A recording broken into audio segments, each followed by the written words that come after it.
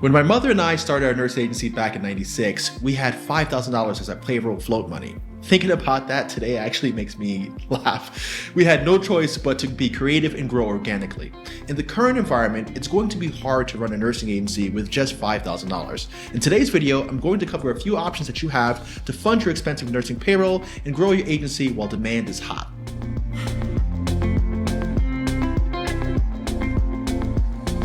My name is Karl Pierre, and over the past 5 years, my agency has generated over $50 million in revenue.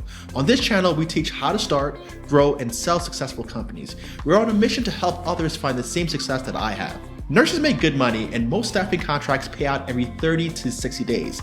Today, we're going to cover 4 options that you have to fund your nursing agency as you grow. The first option I want to start with is a friends and family raise. A friends and family raise is the most typical way to get money together for newly formed businesses. The thing with friends and family raises is that the people who are going to be lending you money are probably going to do so on pretty good terms, and also there's already that trust that's established between you and the people that you've accumulated in your life. The only problem with a friends and family raise is that oftentimes the people don't really understand the business, don't trust that you're going to be successful. It's usually your first business, so there's a little anxiety there. And most people that I know, at least in the middle class, they don't have a friends and family pool that they could tap for additional cash. That money is kind of held tight to people, and they're not really willing to invest in your business. The only good thing about a friends and family raise, if you're using it to float payroll, you're going to be able to show them that you already have the revenue guaranteed from a hospital, from a nursing facility, and it's just to meet a short-term need to float your payroll. Show them your bill rates. Show them your pay rates and let them see that, hey, if I'm doing $10,000 of payroll, I stand to profit anywhere from $25,000 to $3,000 on that week of payroll. So lend me the money so that I can pay my staff, and then in about 30 days or 45 days or so, you're going to get reimbursed. So it's kind of easy to be able to kind of walk them through that, more so than it is to try to convince them to invest in the startup cost of your agency. Be able to explain to your friends and family the value that you're presenting and that you have these guaranteed contracts that will pay, and that should mitigate that anxiety of whether or not you're going to lose their money. If you're thinking your friends and family won't be a good option, your next option is to tap into your personal savings. Sometimes trying to work with friends and family is a little intimidating and you don't want to go through all that. And people oftentimes have reserves of cash that they can use to fund their payroll. Again, it's just a short-term coverage.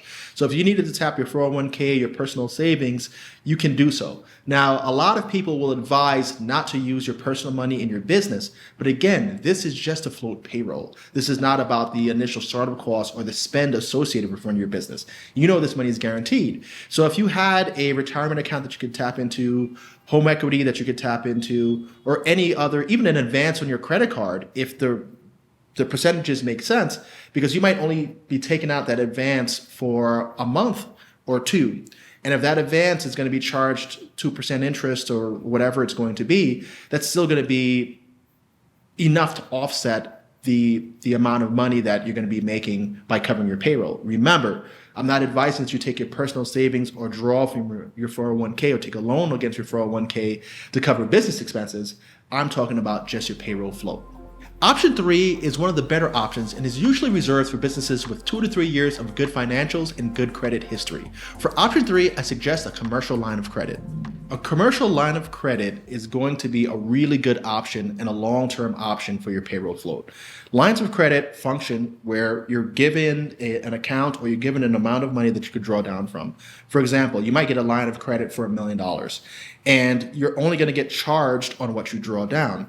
So again, if you're floating payroll for 30 to 60 days and you're pulling out a line of credit that's 10% interest per year, you're going to be paying less than 1% interest on that money that you're drafting for your payroll, and you're going to be making typically a 30 to 50% spread.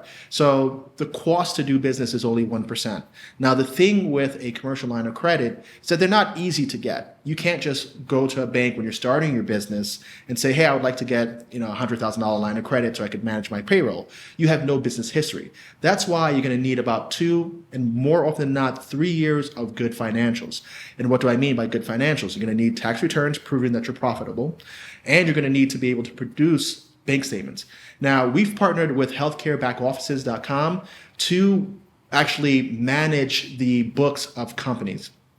We handle payroll, we handle billing, we handle all of your accounting if you need it, so that your books are in the best shape possible, so that when you hit that 2 or 3 year mark, you're going to be able to present the best financial picture of your company that will help you get qualified for these loans.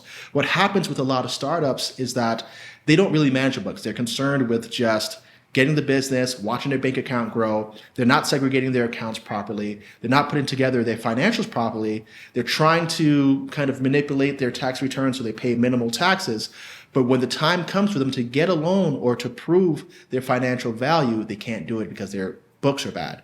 So if you do need help with that, please feel free to reach out. I'll put you in contact with that company and they'll be able to talk you through what they can do to make sure that you have good financials. But when you're applying for a line of credit, they're going to ask you for those tax returns. They're going to ask you for proof of cash flow. They're going to review your bank accounts to see exactly what you can manage. The good thing about a commercial line of credit is that it's going to be cheap money and it's going to be money that you could access when you need, rather than working with other expensive forms of money. So like you have those kind of short-term line of credits like on deck, bad option because they're going to give you money at like 20-something% per year. And it's going to be an automatic drawdown in 1 year's time. On your commercial line of credit, it's going to be anywhere from like 7 to maybe 12% interest. And if you're looking at 12% interest per year, that's only a 1% cost on your money. So if you're down in like the 7%, you're getting kind of prime rates in a really good commercial line, then it's going to be less than 1% per month to cover those payroll expenses.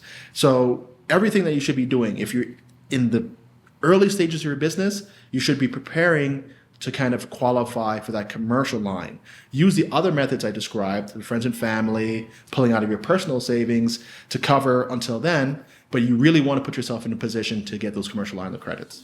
Of course, I left the best and most practical option for last. But before we get into that, I'd like to remind you that we spend a lot of time and money making these informative videos. If you find them helpful, do me a favor and help us by liking this video and subscribing to the channel. It does a lot to push our videos and our channel forward and puts other people in a better position to receive the help that we offer. Now, if you need help starting or reorganizing your business, check out the links below where we have online courses teaching the details and strategies that I've used to change my own life. We also work with startups to set up their agencies from start to launch, including getting them the funding they need to cover payroll. Just reach out to us if you're looking for that sort of help and we'll be glad to help. As the fourth and most practical way to fund your payroll, the recommendation that I have is to establish a relationship with an accounts receivable factor. The reason why I say that this is the most practical thing to use is because the way that an accounts receivable factor works is they know that they're lending you money against an invoice. Remember when I told you when you're talking to your friends and family, show them your billings, show them your contracts, let them know that this is a secure kind of bulk of cash that's going to be coming into you. The receivable factors function the same way.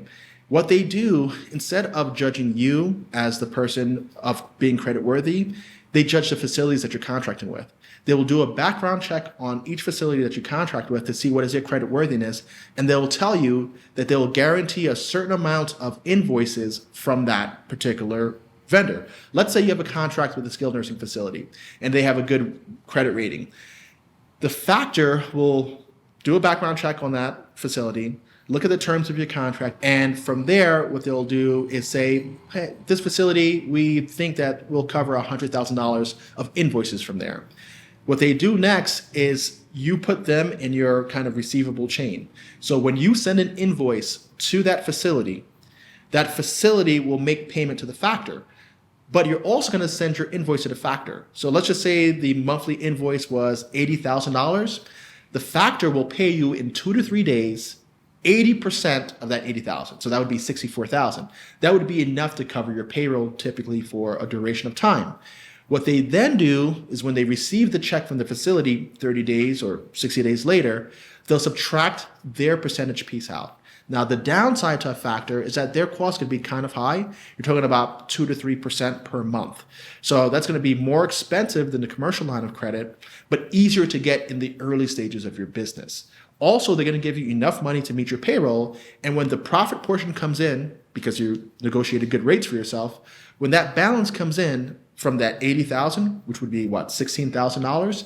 Once that $16,000 is received, they take their cut from the total $80,000 and then they pay you the rest. So you get made whole at the end of the cycle once full payment has been received. And you can continue to forward these invoices to them to meet your obligation. So if you place more people in that facility and you're growing in that facility, they might extend your line of credit, or they might tell you, the $100,000 mark is probably where we limit it. But if you get another facility, we'll give you another line with that facility. Because again, they're judging the credit worthiness of the facility, and they don't want to be on the hook for too much for that one facility, because if that one facility goes down, they also get burnt.